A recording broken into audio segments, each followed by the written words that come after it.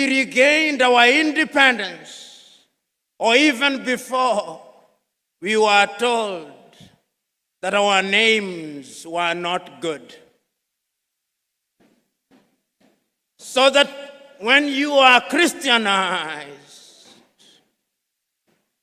and you are Pipim and you went for baptism and you renounced the devil with all his works, they also said you have to be John.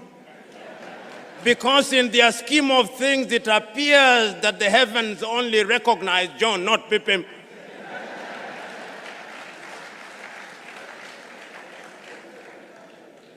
We were told that all the education we had acquired meant nothing.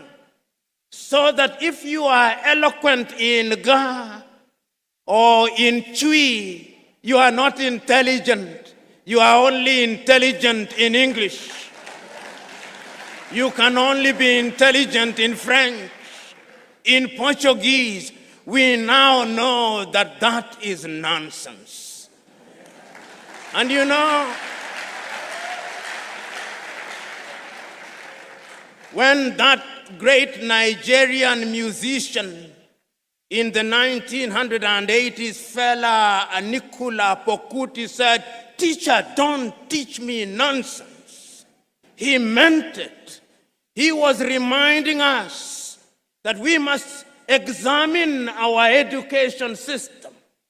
You know, when the British came here and they were establishing schools across Africa, and then when they were establishing Achimota, which is famous for producing great Ghanaians, the intention was to produce young men and women who would support the colonial empire. The intention was the same in Uganda with Budo's King's College. It was the same in Kenya with the Alliance schools. As Chinua Achebe says, the white man was clever. He came and put a knife in the things that held us together, and things fall apart.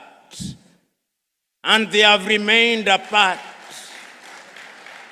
So today, when we come here to talk about education, we come here to remind ourselves that we have urgent business to be undertaken.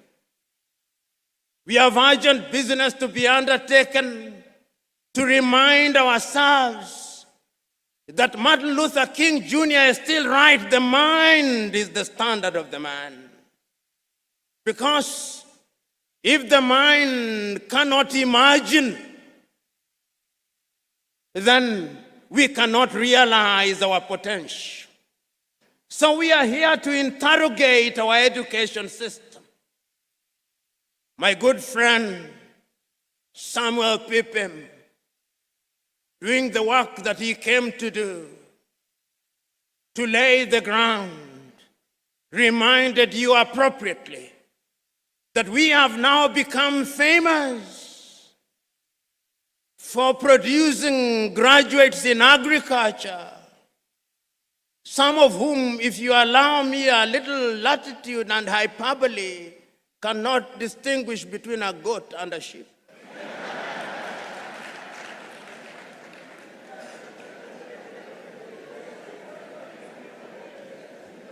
And that is why every person you ask in Africa is a farmer, but we are still importing chicken from Brazil.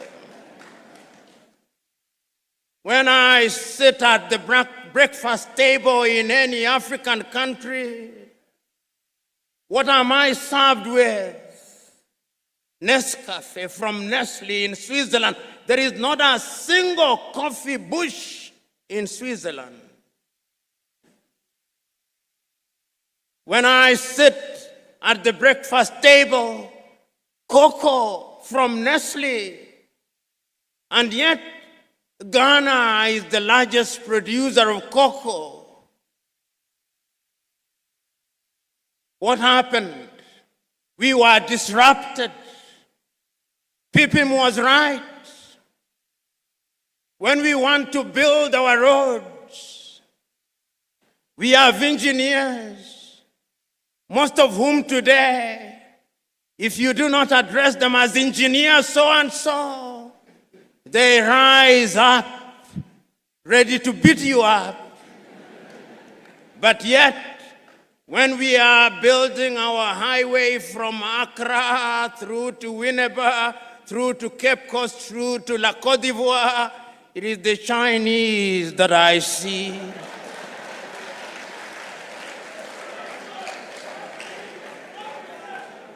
Which calls into question, what type of engineering are we teaching?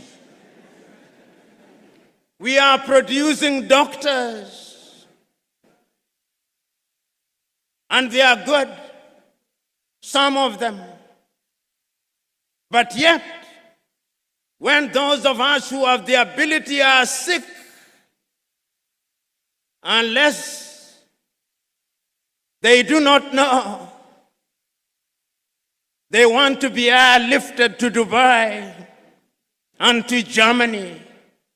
They have no faith in our medical system.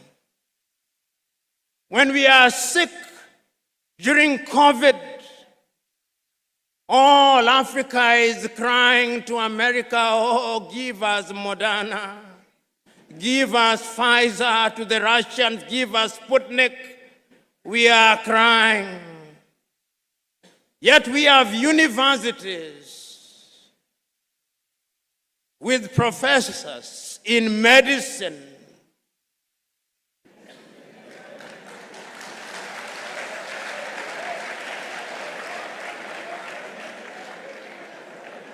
You know, there is a missing link somewhere. Until the day we have the courage to find that missing link, then we are not preparing for the 21st century.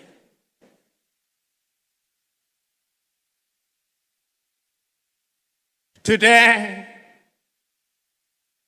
as I came here, courtesy of my hosts, I was driven in beautiful cars. Oh, none was made in Ghana.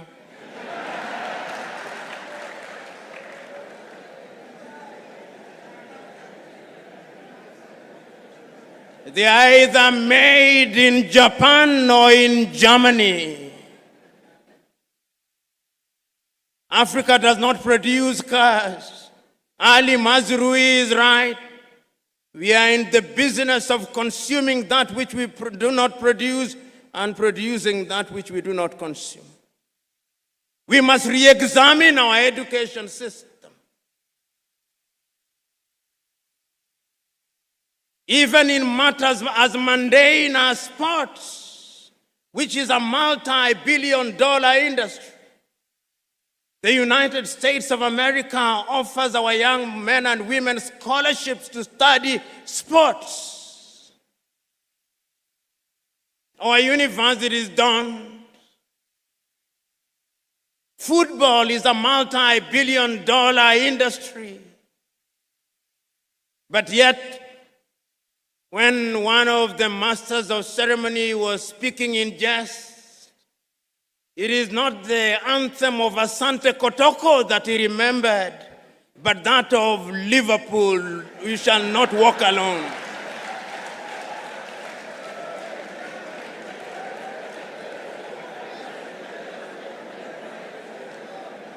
So that as we are sitting here, even in the area of sports, which is a whole multi-billion-dollar industry, our young men and women are preoccupied with whether Arsenal beat Real Madrid or Barcelona beat Borussia Dortmund. They do not care whether Hafia Guinea du Conakry beat Asante Kotoko. The Osagiefo was right when he said, We may actually solve the economic problem.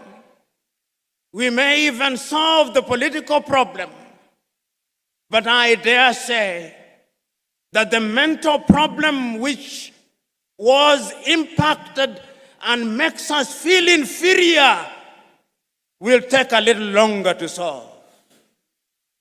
This was not only said by the Osagyefo himself in 1963.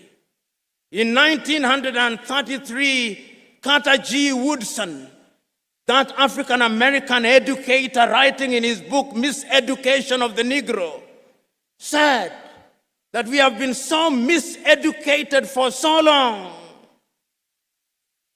Our self-esteem has been undermined for so long. We have been made to use the back door for so long that even when we are told to use the front door, we look for the back door, and if we can't find it, we create our own back door.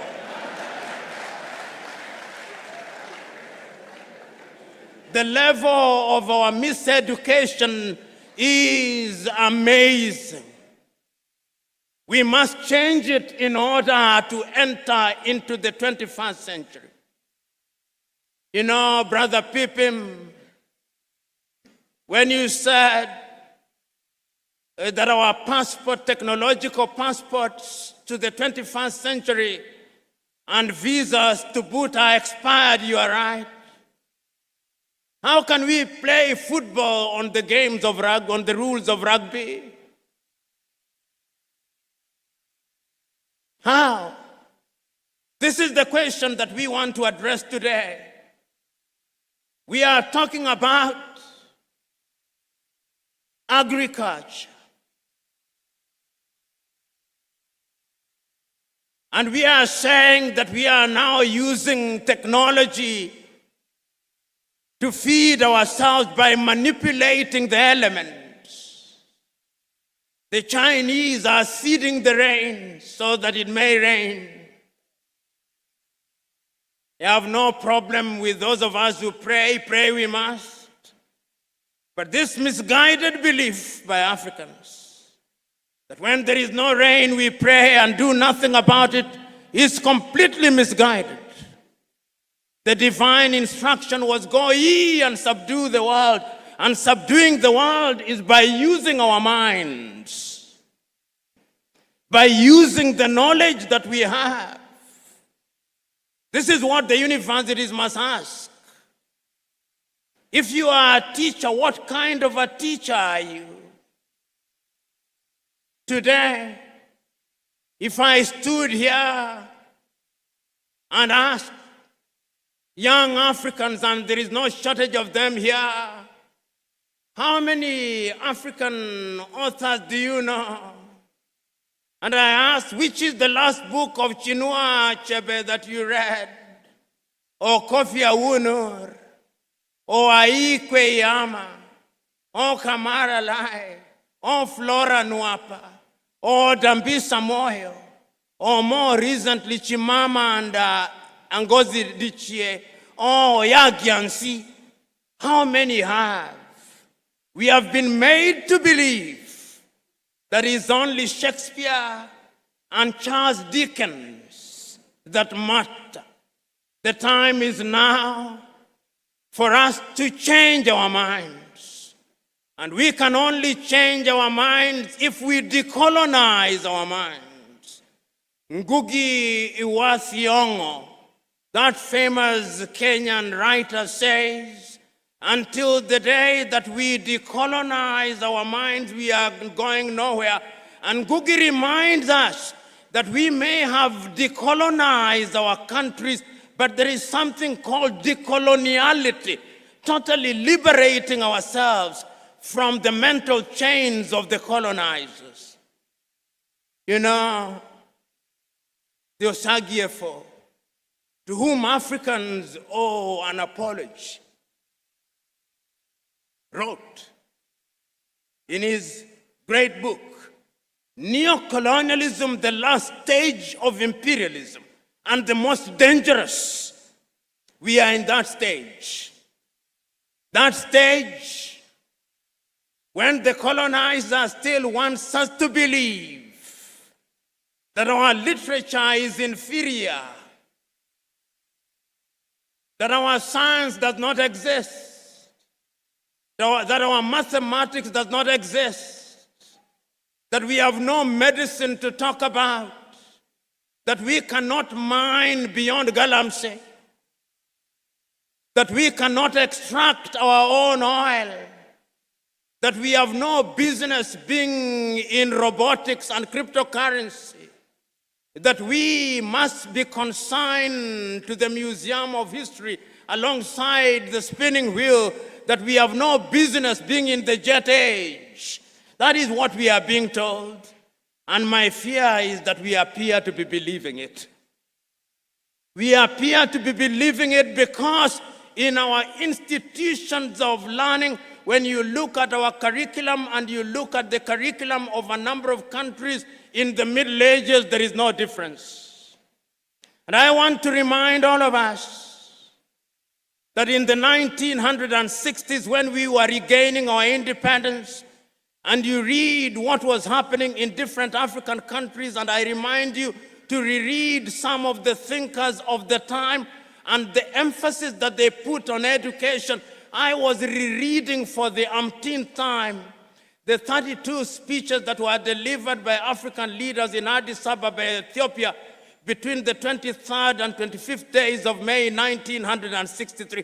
All of them, without exception, said one thing: if we are to give meaning to our independence, then education must be our focus. So said Ethiopia's Haile Selassie. If we want to change the continent of Africa, we must give meaning to education. So said Mwalimu Julius Kambarage Nyerere of Tanzania on that day. If we are going to change my little Senegal, we must give education priority. So said Leopold Sedar Senghor of Senegal. Even the complicit Félix Houphouët-Boigny in La Côte d'Ivoire believed so. But the ultimate was, of course, the one and only, the Osagyefo. He was as eloquent as he was passionate. And when he came home, where did he not visit? If he was not at Legon, opening the University of Ghana, he was in Kumasi, creating what is now the Kwame Nkrumah University. And if he was not at Kumasi, he was here creating an institute. He was everywhere. That is why when I heard my good friend talking about free basic education, he knew that ignorance is the enemy of progress. He knew that if there was a ghost that we had to exorcise, it was the ghost of ignorance. He knew that if there was a devil that we had to pray and fast against, it was ignorance. He knew that if there was anything we had to marshal our forces against in order to exorcise the ghost of tribalism in its primordial sense, it was ignorance. He knew.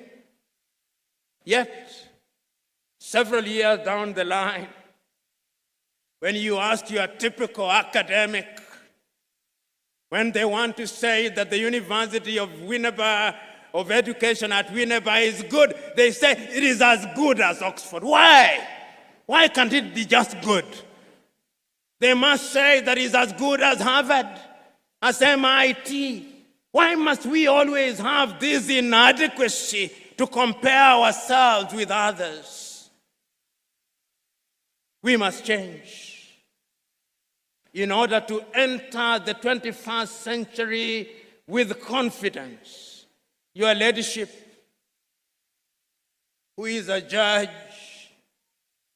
and belongs to our profession, which is one of the most imprisoned professions in Africa.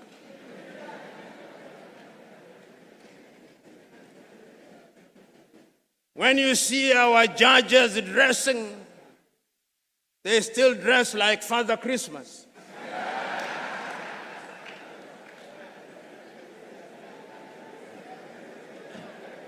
Whoever told us that justice could only be administered when you dress like Father Christmas, I do not know.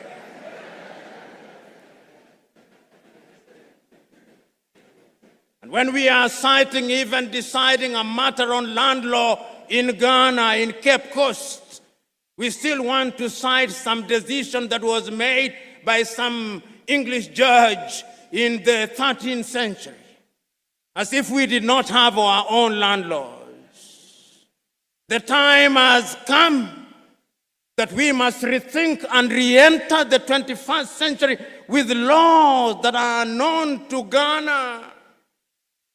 Ask the Ga if they do not have laws that if we refine cannot lead us into the 21st century.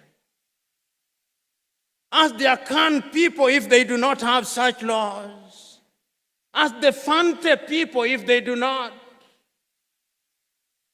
Ask the Ewe if they do not. They do.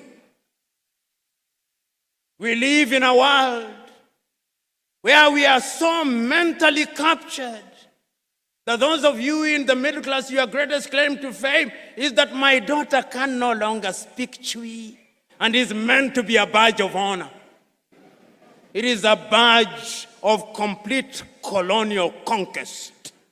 And we cannot enter the 21st century with that mindset. Go to the countries in the Scandinavia, which we can dare compare ourselves with. Go to Denmark, they teach in Danish. Go to Norway, they teach in Norwegian. Go to Sweden, they teach in Swedish. Go to Finland, they teach in Finnish. Go to Korea, they teach in Korean. Go to China, they teach in Chinese. Go to Japan, they teach in Japanese. Then they meet the world. But you and me, here I am waxing eloquent in English.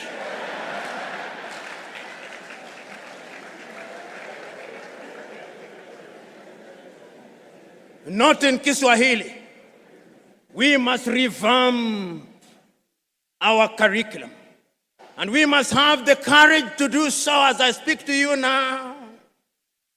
They are teaching Yoruba and Twi at universities outside of this continent. Why?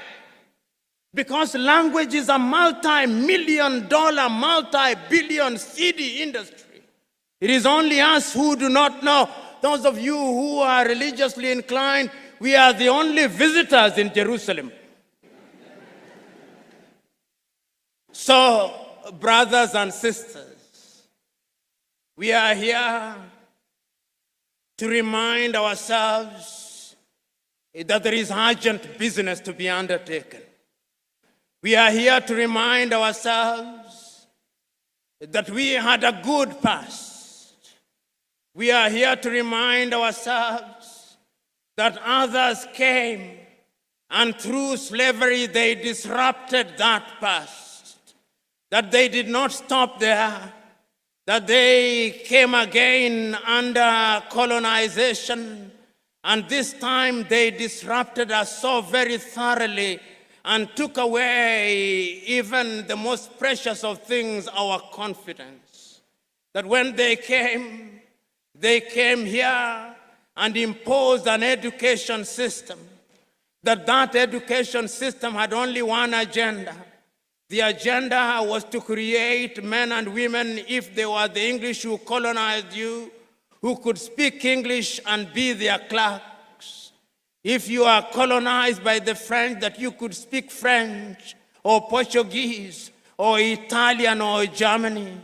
When we regained our independence, we only made cosmetic changes. The time is now to go deep and remove the cosmetics and go to the fundamentals. And I'm suggesting to you that that has been done. You know, those of you who are a little older will remember that 30 years ago, China was not famous for much. They were only famous for Chairman Mao for the Long March. Today, even the toothpicks in your hotels here in Winneba are from China. Today, you go to the shops, even the inauthentic Kentes are from China. They have franchised, indeed patented Kente. You go home, your television is Chinese or Korean. You are being persuaded to use your phones. I suspect you are either using Samsung or Huawei. What did China do 30 years ago? They made a decision that we are going to change our education system.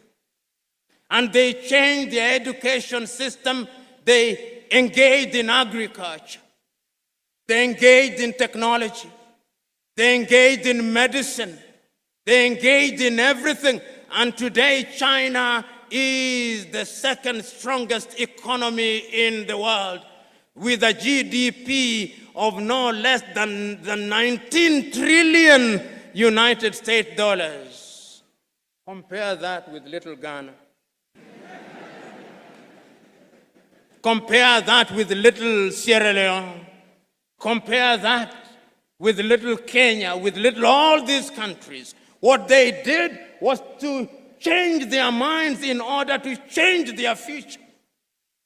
And that is why when we are building roads, whether it's in Nairobi, Kenya, or in Accra, Ghana, or in Dar es Salaam in Tanzania, or in Senegal, or in Ouagadougou in Burkina Faso, or Bamako in Mali, or Harare in Zimbabwe, or in Zambia, who do we find?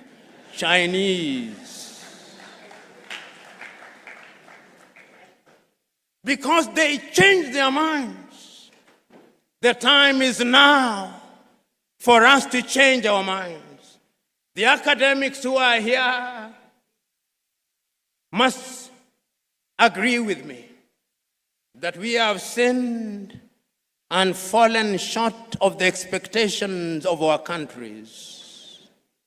And that the time is now to say that we should be forgiven. And if our generation committed those mortal sins, you up there must not repeat those mistakes. You must not repeat those mistakes.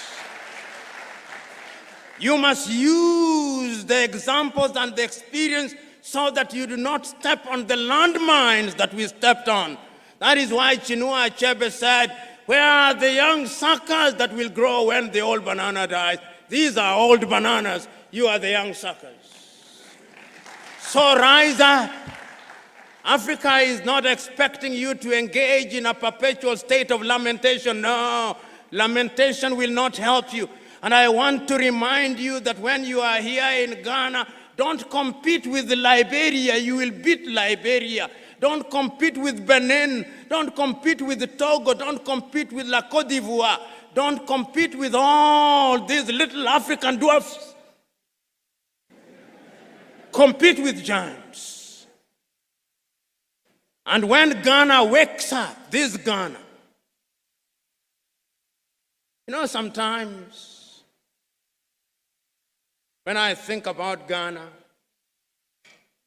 I think about Kwame Nkrumah. And you think about his books, Dark Days in Ghana,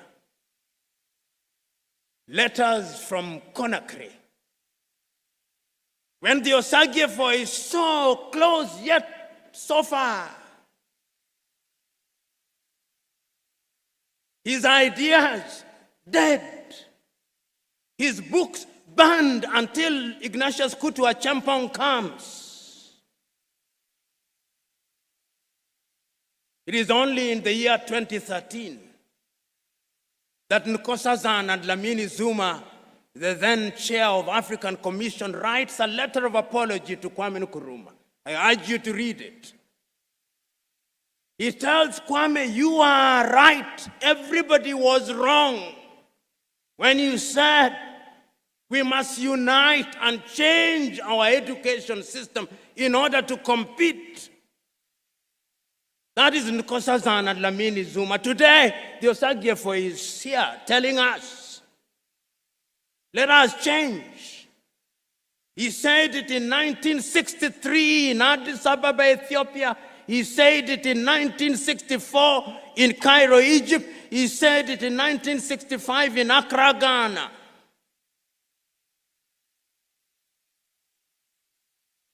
And on 6th day of March 1997, on the occasion of the celebration of 40 years of independence of Ghana, Kambarage Nyerere himself also apologized to Osagyefo Kwame Nkrumah. He said, you are right, we were wrong. Today I'm saying that we cannot remain imprisoned in history and lamentation.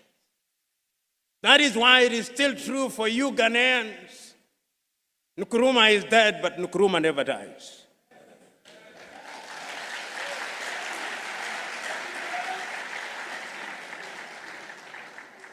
And the reason why he never dies is that his ideas are evergreen. Who among you here is courageous enough to stand up and contradict me when I say what we are saying here was said by Kwame Nkrumah in 1955? Who among you? Who among you here is courageous enough to tell me that Nkrumah did not think about education of a different kind when he was instituting the University at Legon? Who amongst you? That he was right when he established the Kwame Nkrumah University in Kumasi, that he was right when he instituted the institute out of which grew the University of Education at Winneba. Who amongst you can contradict me? So if he was right, he did not have the advantage of the technology that you have? No. There was no WhatsApp, there was no Twitter or X, there was no Instagram, there was only Telegraph. But he was able to marshal the entire black community throughout the world and give meaning to education.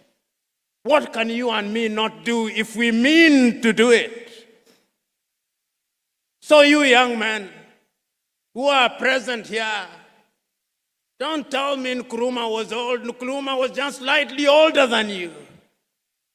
If you look at his cabinet, some of them were in their 20s. It is not formal education that maketh a man or a woman. The great Indian sage Raja Gopalachari says, education is not merely attending institutions and acquiring certificates. He says, you may have gone to school, but has school gone through you? This is the question. So, ladies and gentlemen, here today, we are here to tell ourselves ad nauseum that the mother continent can change, and she will change. She will change, and when I look at the future and I hold all factors constant, I see an Africa whose young men and women are educated and their education is about innovation and invention. I see such an Africa. I see an Africa whose sons and daughters will be leaders in cryptocurrency. I see that Africa. I see an Africa where all the cars running from Addis Ababa in Ethiopia to Banjul in the Gambia will either be made in Togo, Burkina Faso, or Uganda. I see that Africa. I see an Africa where the Ghanaian doctors who are running hospitals in the United States and in the United Kingdom will have the courage to come back home because there is something called a hospital where they can do their trade. I see such an Africa.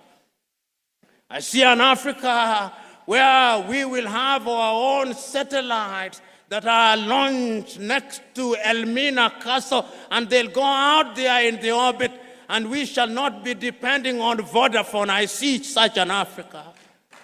I see an Africa where we will be able to produce enough rice, enough cocoa, and enough gold, and we will process it here, and that you will be selling it to Nairobi, Kenya, Dar es Salaam in Tanzania, and it will not be necessary to look to the outside world. I see such an Africa. I see an Africa where, apart from Kiswahili, one of the languages that will be spoken will be Chui or Ebe or Ga. I see such an Africa. That Africa is possible. It is possible, Honorable Minister for Education, when at your next meeting you think outside of the box, or preferably without reference to the box. I see an Africa where we will give practical meaning to Africa Agenda 2063, not merely as a point of reference, but as a practical reality. I see an Africa where there is Africa Continental Free Trade Area, and the majority of students here at Winneba will be drawn from Togo, from Benin, from Gabon. I see an Africa where our kith and kin in Martinique, in Guadeloupe, and Barbados, Antigua, and Barbuda will be coming here. I see that happen. That is why, when I have such foresight, wisdom not only requires but dictates that I stop. Because going beyond that would be flogging a dead horse. I see an Africa that gives meaning to those words of the Osagyefo Kwame Nkrumah, written in his book, Africa Must Unite, that Africa needs a new citizen. Are you those citizens that the Osagyefo was talking about? Are you? Do you have values? Do you have passion? Do you have dedication? Do you have love? Do you have imagination? Do you have the spirit of innovation? Do you have the spirit of invention? If that is true, then I have no fear for Africa. So go out there and amaze Africa. God bless you.